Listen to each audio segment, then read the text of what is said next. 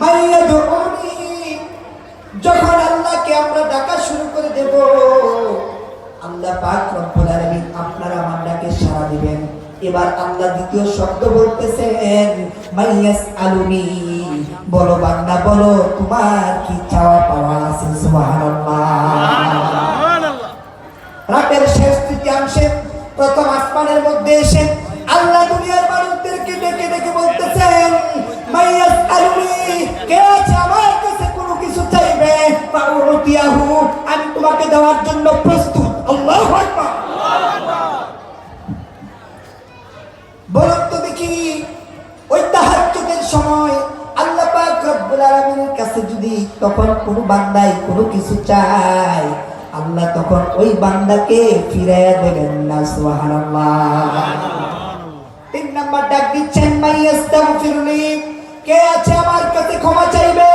ও বান্দা, আমার কাছে ক্ষমা চাও, আমি আল্লাহ তোমাকে ক্ষমা করে দেওয়ার জন্য প্রস্তুত।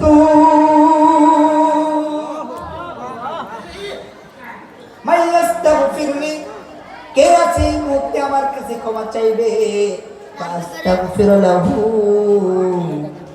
আমি তোমাকে ক্ষমা করে দেওয়ার জন্য রেডি হয়ে আছি। এই জন্য দেখবেন যত বুজুর্গ দেখবেন, পীর সাহেব দেখবেন, আল্লাহর ওলি দেখবেন, আল্লাহওয়ালা দেখবেন, তারা দেখবেন বেশি বেশি তাহাজ্জুদ গুজারি হয়। ঠিক কি না?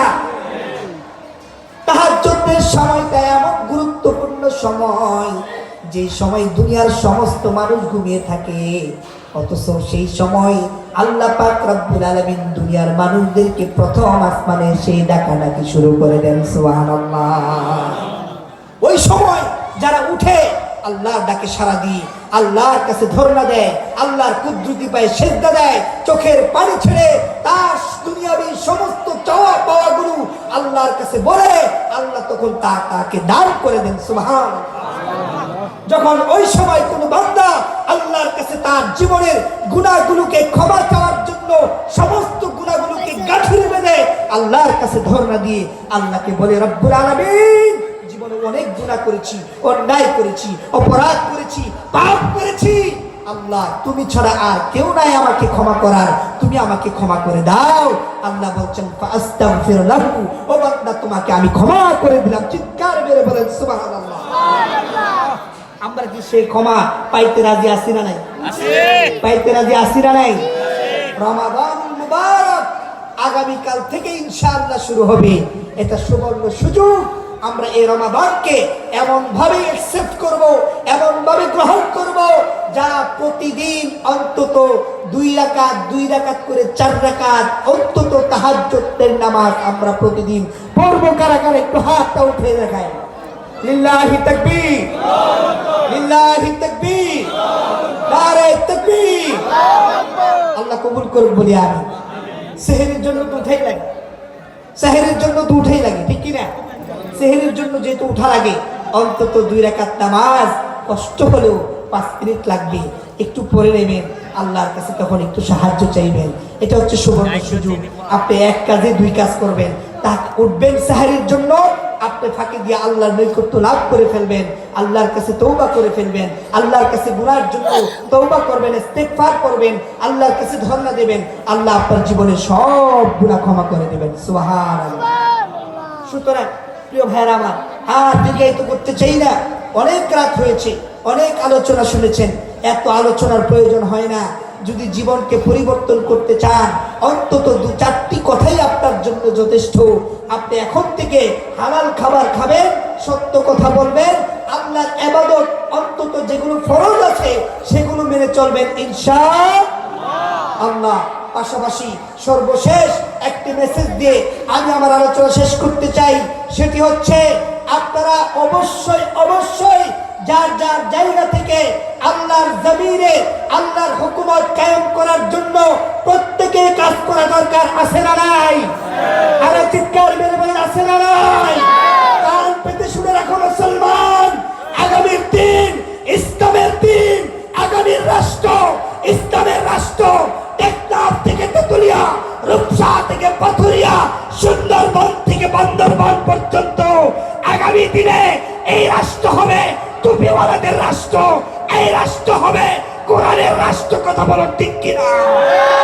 সুতরাং এখন থেকেই আল্লাহর জমিনে আল্লাহর হুকুম, আল্লাহর আইন, আল্লাহর দ্বীন প্রতিষ্ঠিত করার জন্য প্রত্যেকের জায়গা থেকে কাজ করা দরকার। আছে না নাই?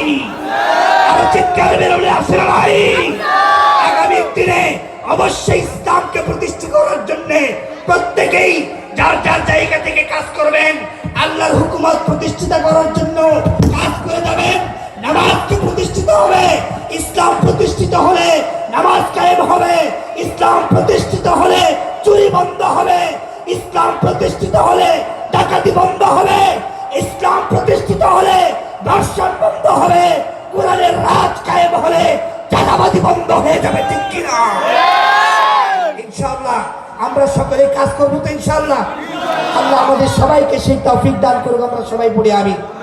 আর জোরে বলি আমিন। আর জোরে বলি আমিন। সম্মানিত হাজিরিন, সময়ের সংক্ষিপ্ততার কারণে সম্পূর্ণ আলোচনা শেষ করতে পারলাম না। আল্লাহ তাআলা যদি তৌফিক দান করেন, কখনো কোনো সময় আবারও কোরআনের ময়দানে আপনাদেরকে নিয়ে আলোচনা করব, আলোচনা শুনবো। আল্লাহ সে তৌফিক দান করুক। আমরা সবাই পড়ি আমিন। আজকের এই সুন্দর আয়োজন, এই ছোট্ট পরিসরে, আসলে ঢাকা শহরের ভিতরে জায়গা সংকট, এই জন্য রাস্তাঘাট বন্ধ করে মাহফিল করতে হয়।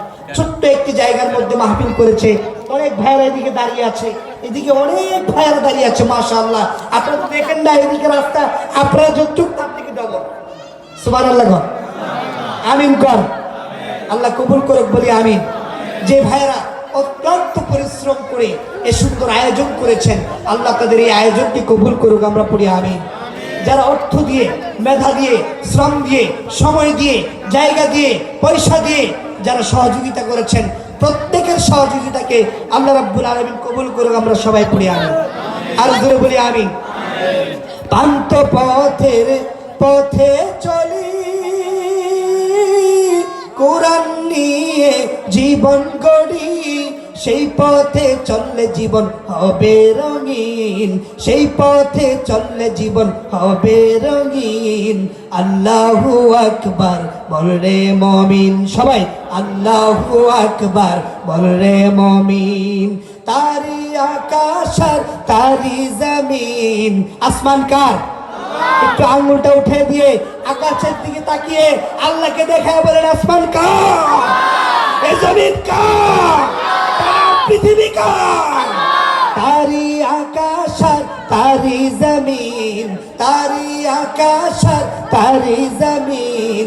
আল্লাহু আকবার বল রে মুমিন। সবাই আল্লাহু আকবার বল রে মুমিন। চিৎকার করে বলি আল্লাহু আকবার। ইমানি শক্তি দিয়ে বলি আল্লাহু আকবার। আকাশ বাতাস প্রকম্পিত করে আল্লাহকে জানায় দেয় লিল্লাহি তাকবীর। সম্মানিত হাজিরিন, আমরা এখন মোনাজাত করব। যে ভাইরা দাঁড়িয়ে আছেন, যদি সুযোগ থাকে বসে পড়েন, যদি সুযোগ থাকে বসে পড়েন। মোনাজাত শেষ করে তারপর ইনশাআল্লাহ আমরা বাড়িতে যাবো ইনশাআল্লাহ।